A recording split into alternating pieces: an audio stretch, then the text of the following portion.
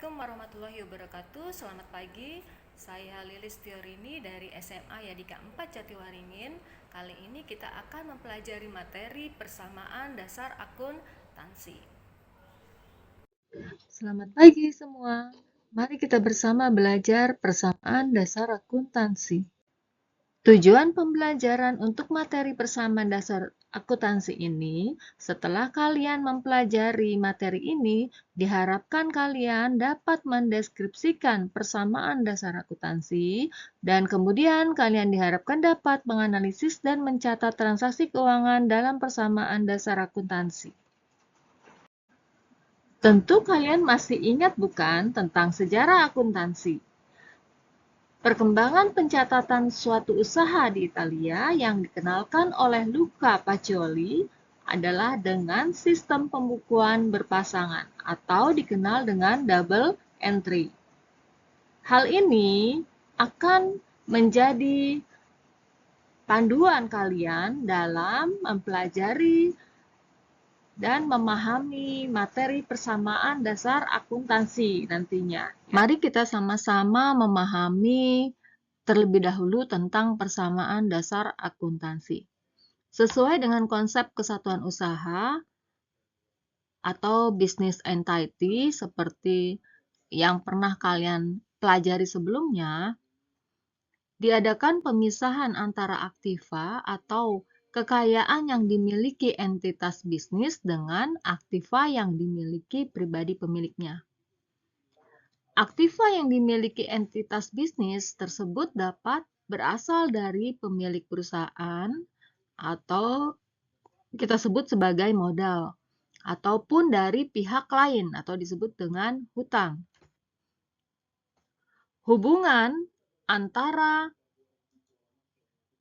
aktiva, hutang, dan modal dapat dinyatakan dengan persamaan matematis yang disebut dengan persamaan dasar akuntansi. Rumus persamaan dasar akuntansi adalah aktiva sama dengan pasiva. Aktiva dan pasiva ini diibaratkan seperti neraca. Sisi kiri adalah aktiva, sisi kanan adalah pasiva. Baik sisi kiri ataupun sisi kanan, atau aktiva atau dengan pasivanya, nilainya harus sama. Yuk mari sama-sama kita lanjutkan dengan pemahaman unsur pencatatan akuntansinya. Perusahaan dalam melakukan usahanya memiliki dan menggunakan sumber ekonomi pastinya. Sumber ekonomi atau kekayaan perusahaan bisa berwujud uang tunai, barang atau perlengkapan, kemudian peralatan, dan bisa juga berwujud gedung. Ini yang mesti kalian pahami terlebih dahulu. Yuk mari kita pahami dengan contohnya. Misalnya, perusahaan angkutan memiliki armada angkutan mobil, kemudian perlengkapan berupa bahan bakar dan spare part, gedung sebagai tempat usaha, dan uang tunai. Pastinya perusahaan tersebut harus menggunakan sumber ekonomi sebaik-baiknya, bukan? Yuk sekarang kita sama-sama memahami rumus dari persamaan dasar akuntansi, di mana aktiva atau aset atau kata lain dengan harta itu nilainya harus sama dengan pasiva. Nah, di sini masih kita gunakan neraca atau timbangan sebagai dasar memahami aktiva dan pasiva. Sisi kiri dari neraca itu adalah bagian dari aset atau harta atau aktiva. Sisi kanan adalah bagian dari pasiva. Nilai aktiva yang berada di sisi kiri harus sama dengan nilai pasifa yang ada di sisi kanan. Oke. Di dalam akuntansi, sumber ekonomi yang dimiliki perusahaan dicatat sebagai harta atau aktiva atau aset.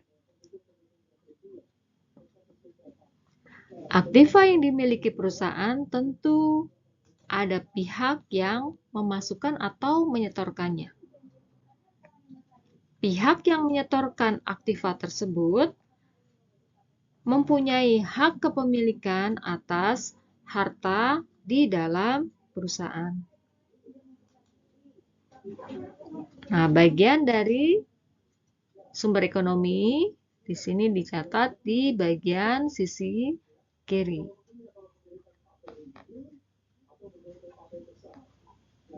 Dua pihak tersebut dari pemilik usaha dan pihak luar atau disebut dengan kreditur. Oke, di dalam akuntansi, sumber aktiva atau hak kepemilikan atas harta perusahaan dicatat sebagai pasiva atau hak kepemilikan atau equities. Nah, besarnya hak kepemilikan atas aktiva perusahaan yang disetor oleh pemilik usaha ini disebut sebagai modal atau equities. Dan besarnya hak kepemilikan atas aktiva atau harta perusahaan yang disetor oleh pihak luar disebut dengan hutang atau liabilities. Nah, sumber aktiva ini atau hak kepemilikan atas harta perusahaan berupa modal dan hutang itu dicatat di bagian atau sebelah kanan kelompok dari pasiva. Bisa kalian pahami terlebih dahulu untuk aktiva sama dengan pasiva atau rumus persamaan dasar akuntansi? Ya, tentu bisa. Selanjutnya, mari kita pahami bagaimana unsur pencatatan akuntansinya. Seperti yang sudah disampaikan sebelumnya, bahwa perusahaan dalam mendirikan usaha dibutuhkan sumber ekonomi. Aktiva di dalam persamaan dasar akuntansi ini adalah sumber-sumber ekonomi yang dimiliki perusahaan untuk melaksanakan kegiatan usaha dan memberikan manfaat pada masa yang akan datang. Contoh dari unsur aktiva adalah kas, piutang usaha, perlengkapan, peralatan, akumulasi penyusutan peralatan, kendaraan, akumulasi penyusutan kendaraan, gedung, akumulasi penyusutan gedung, dan tanah. Sumber ekonomi aktiva ini dibagi menjadi dua kelompok. Aktiva lancar, dimulai dari kas, piutang usaha, dan perlengkapan. Kemudian kelompok aktiva tidak lancar dimulai dari peralatan sampai dengan tanah. Sumber-sumber ekonomi ini dibutuhkan untuk kelangsungan usaha dari suatu perusahaan. Sumber ekonomi ini seperti yang sudah disampaikan sebelumnya diperoleh dari penyetoran pihak pemilik usaha dan pihak luar atau kreditur. Pihak penyetor baik dari pemilik usaha maupun dari pihak luar atau kreditur, memiliki hak kepemilikan yang akan dicatat di dalam akuntansi di dalam kelompok pasiva. Besarnya hak kepemilikan oleh pihak luar atau kreditur disebut dengan hutang atau kewajiban. Kewajiban atau hutang adalah semua kewajiban perusahaan yang harus dipenuhi kepada pihak lain pada masa yang akan datang. Kemudian, besarnya hak kepemilikan dari pemilik usaha akan dicatat di dalam pasiva sebagai modal atau equities. Modal merupakan kewajiban yang harus dipenuhi perusahaan pada pemilik perusahaan. Dapat dikatakan bahwa modal atau ekuitas atau equities adalah besarnya investasi pemilik ke dalam perusahaan. Nah, kelompok pasifa atau unsur dari pasifa itu perlu diingat kembali, ada di sisi kanan, terdiri dari kewajiban atau hutang dan modal. Unsur dari aktiva atau di sisi kiri terdiri dari kas sampai dengan tanah. Oke, bisa dipahami sampai unsur pencatatan akuntansi. Selanjutnya adalah mari kita coba memahami pencatatan transaksi keuangan ke dalam persamaan dasar akuntansi melalui contoh transaksi keuangan berikut ini. Contoh, Tuan Agus mendirikan usaha rental mobil andalan dengan menyetorkan uang tunai sebagai setoran modal sebesar 200 juta. Rental mobil andalan juga mendapat pinjaman dari bank untuk kegiatan usaha sebesar 100 juta.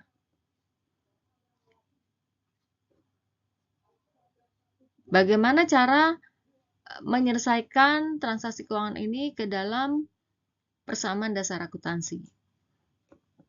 Berdasarkan keterangan transaksi tersebut, dapat kita ambil kesimpulan perusahaan perlu membuat pembukuan sebagai berikut. Yang pertama, mencatat aktiva berupa uang tunai sebesar 300 juta. Mengapa uang tunai? Uang tunai ini diperoleh atau diterima dari pemilik usaha sebesar tadi ya 200 juta ditambah lagi dengan uang tunai yang diterima dari bank, berarti mendapat pinjaman dari pihak luar atau kreditur di sini sebesar 100 juta. Seperti yang sudah disampaikan sebelumnya bahwa aktiva bisa diperoleh dari setoran pemilik usaha atau dari pihak luar atau kreditur. Oke, bisa dipahami. Selanjutnya adalah mencatat pasifa berupa ekuitas modal atau modal sebesar 200 juta. Yaitu sebesar setoran pemilik atau Tuan Agus ini ke perusahaan. Seperti yang sudah disampaikan sebelumnya, bahwa pemilik usaha memiliki hak kepemilikan di dalam perusahaan.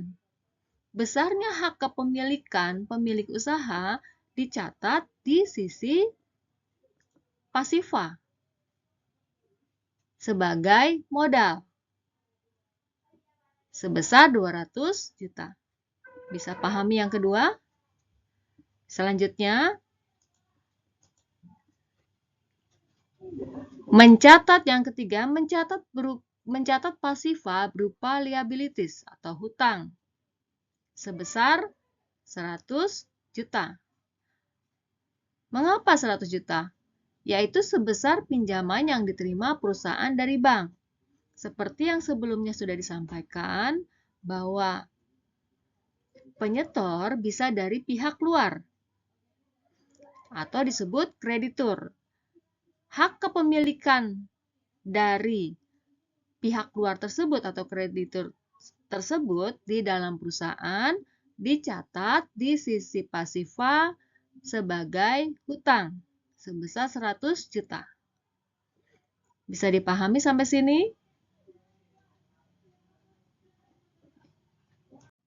Jika digambarkan dengan bagan, perlu kalian ingat kembali neraca ini, sisi kiri menggambarkan bagian atau unsur aktiva, sisi kanan menggambarkan unsur-unsur dari pasifa.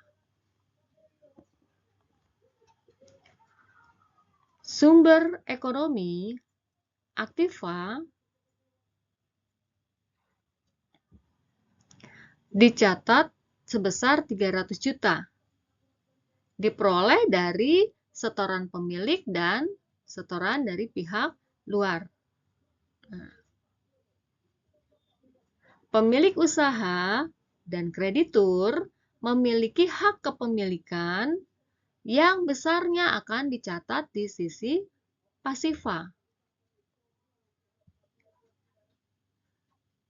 Sisi pasifa untuk besarnya hak kepemilikan pemilik usaha dicatat sebagai modal sebesar 200 juta. Untuk besarnya kepemilikan atau besarnya hak kepemilikan dari pihak kreditur dicatat sebagai hutang sebesar 100 juta. Maka nilai dari aktiva sebesar 300 juta sama dengan nilai dari pasifa sebesar 300 juta. Seperti yang sudah disampaikan sebelumnya bahwa nilai aktiva harus sama nilainya dengan pasifa. Sampai sini sudah bisa dipahami?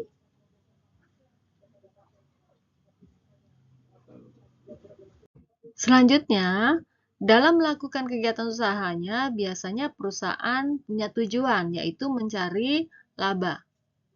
Laba yang diperoleh akan memperbesar hak kepemilikan atas aktiva yang dimiliki oleh pemilik perusahaan. Untuk mendapatkan laba tersebut, perusahaan itu harus melakukan kegiatan untuk memperoleh pendapatan atau penghasilan. Misalnya dengan penjualan jasa atau penjualan barang. Untuk mendapatkan hasil tersebut, perusahaan harus mengorbankan atau menggunakan aktivanya. Nah, di dalam akuntansi, hasil atau penerimaan yang diperoleh oleh perusahaan dicatat sebagai pendapatan atau revenue.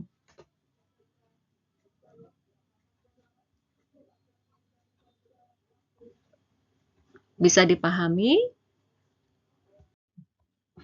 Sedangkan pengorbanan aktiva untuk mendapatkan hasil dicatat sebagai biaya atau expense atau beban atau expense.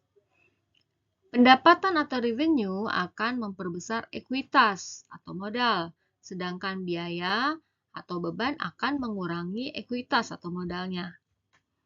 Pada perusahaan perseorangan atau firma, pemilik biasanya sering menggunakan aktiva perusahaan untuk kepentingan pribadinya.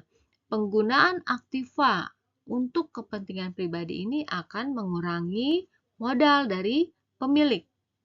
Di dalam akuntansi, pengambilan aktiva perusahaan untuk keperluan pribadi pemilik dicatat sebagai pengambilan prive atau withdrawal.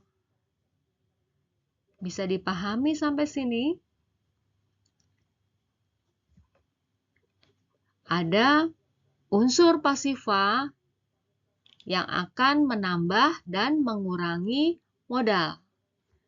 Kesimpulannya, unsur pasifa yang menambah modal itu adalah pendapatan. Di sisi lain, aktiva yang dikorbankan untuk mendapatkan hasil itu akan mengurangi modal berupa beban. Kemudian, modal juga bisa berkurang karena adanya pengambilan oleh pemilik usaha. Bisa dipahami sampai sini?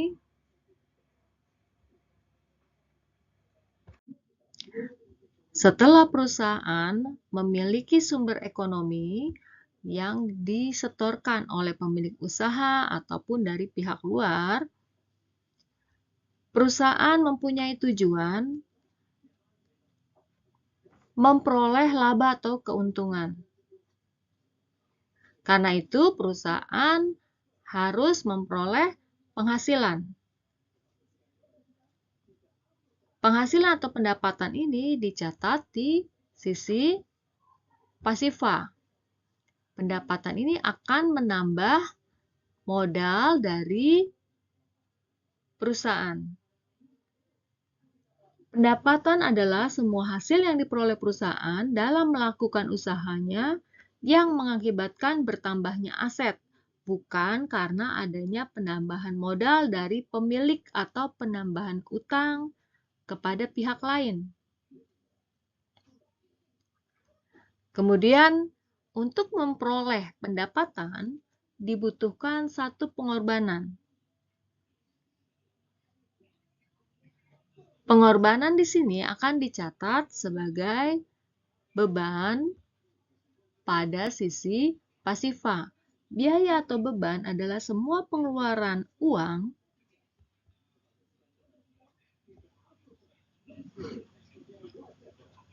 pengorbanan atau pemakaian aktiva untuk memperoleh pendapatan atau hasil.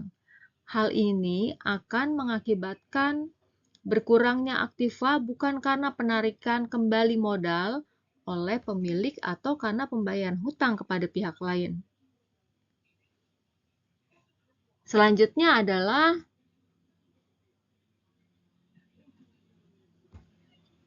prive. Prive akan dicatat di sisi pasifa. Pengambilan aktiva perusahaan untuk keperluan pribadi pemilik, biasanya transaksi prive ini terjadi pada perusahaan perseorangan dan firma yang pemiliknya merangkap sebagai pimpinan perusahaan. Walaupun prive mengurangi aktiva, prive bukan merupakan beban. Prive ini merupakan pengurang dari modal pemilik, sehingga prive dapat dikatakan sebagai pembantu modal. Bisa dipahami sampai sini? Jadi, untuk rumus persamaan dasar akuntansi, aktiva sama dengan pasiva. Unsur aktiva terdiri dari kas, piutang usaha, perlengkapan, peralatan, akumulasi penyusutan peralatan, kendaraan, akumulasi penyusutan kendaraan, gedung, akumulasi penyusutan gedung, dan tanah. Unsur aktiva ini jumlahnya atau besarnya harus sama dengan unsur pasiva, di mana unsur pasiva terdiri dari kewajiban atau hutang, modal, pendapatan, biaya atau beban, dan prive. Jadi, rumus persamaan dasar akuntansi dengan adanya unsur pendapatan, beban, dan prive dapat terlihat sebagai berikut. Sisi aktiva atau unsur aktiva atau aset sama dengan hutang ditambah modal ditambah pendapatan dikurangi dengan beban dan dikurangi prive.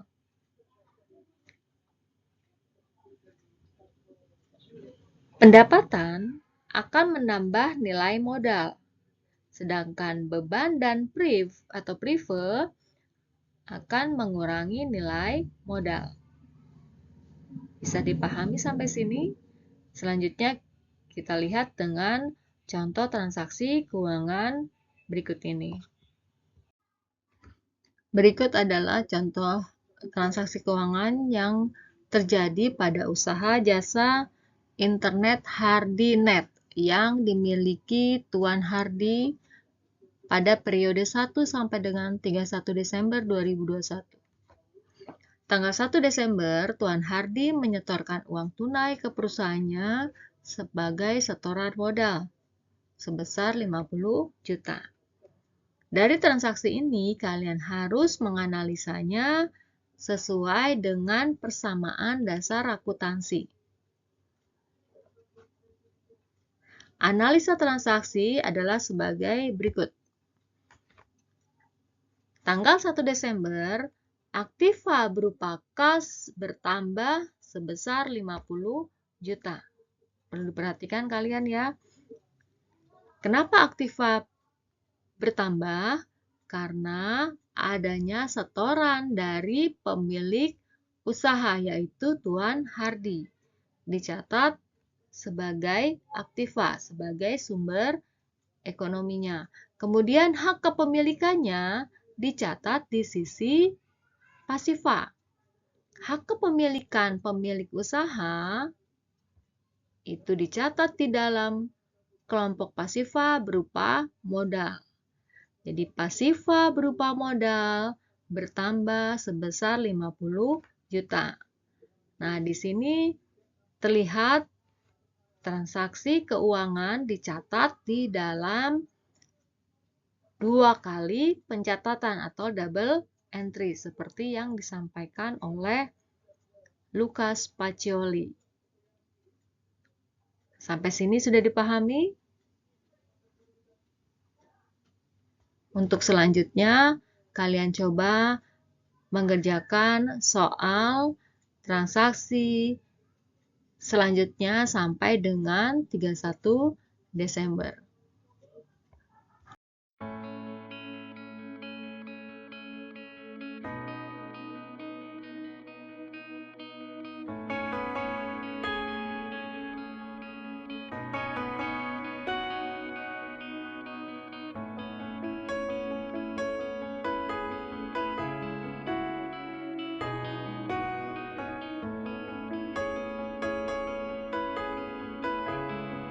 Jika transaksi keuangan dicatat dalam tabel persamaan dasar akuntansi adalah sebagai berikut.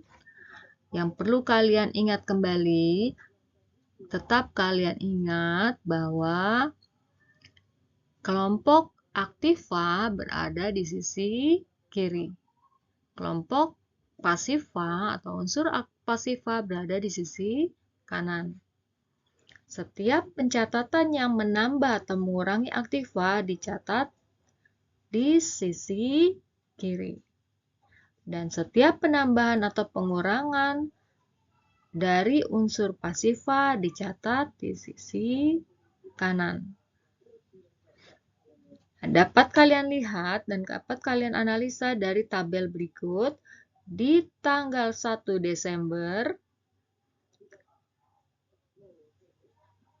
terjadi penambahan aktiva berupa kas karena adanya setoran dari pemilik. Seperti yang sudah disampaikan sebelumnya, sumber ekonomi bisa diperoleh dari setoran pemilik usaha dan besar hak kepemilikannya dicatat di dalam kelompok pasiva atau unsur pasiva dan dicatat sebagai modal jika setoran dari pemilik usaha. Selanjutnya kalian perhatikan di tanggal 5 Desember terjadi pengurangan aktiva berupa kas karena adanya pembelian peralatan. Satu sisi aktiva berkurang, satu sisi aktiva bertambah. Di sini juga terlihat seperti yang disampaikan oleh Lucas Pacioli bahwa transaksi keuangan di dalam satu usaha dicatat 2 kali pencatatan atau double entry. Satu mengurangi dari sisi aktiva, satu menambah dari sisi aktiva berupa peralatan. Selanjutnya bisa kalian lihat untuk transaksi berikutnya di tanggal 15 Desember. Di sini pun terjadi pengurangan aktiva berupa kas karena adanya penambahan beban gaji karena adanya pembayaran gaji karyawan. Di sisi pasiva ini, beban gaji akan mengurangi nilai pendapatan atau akan mengurangi nilai modal.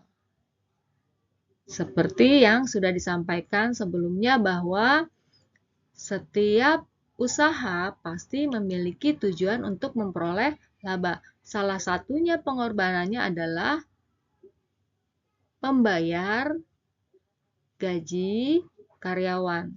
Ini merupakan pengorbanan perusahaan untuk memperoleh penghasilan nantinya. Selanjutnya, di tanggal 31 Desember. Kalian bisa lihat di sini terlihat bahwa aktiva berupa kas berkurang sebesar 2 juta karena adanya pembayaran hutang. Jadi di sisi pasifa nilai hutang berkurang. Dan sisi aktiva berupa kas berkurang karena adanya pembayaran hutang. Oke, sampai sini bisa dipahami. Nilai aktiva diperhitungkan dijumlahkan antara total kas ditambahkan dengan total peralatan. Jumlah total aktiva sebesar 51.500.000 sama dengan total pasiva. Total pasiva di sini diperoleh dari penjumlahan modal ditambah dengan hutang dan pendapatan dikurangi dengan gaji dan prive. Total pasiva diperoleh Rp51.500.000. Nilai aktiva dengan pasiva dikatakan sama atau balance atau seimbang. Sampai sini bisa dipahami? Semoga materinya dapat bermanfaat untuk kalian. Demikian materi pembelajaran kali ini. Semoga dapat bermanfaat untuk kalian. Kita ketemu lagi dalam video pembelajaran berikutnya. Wassalamualaikum warahmatullahi wabarakatuh. Selamat pagi.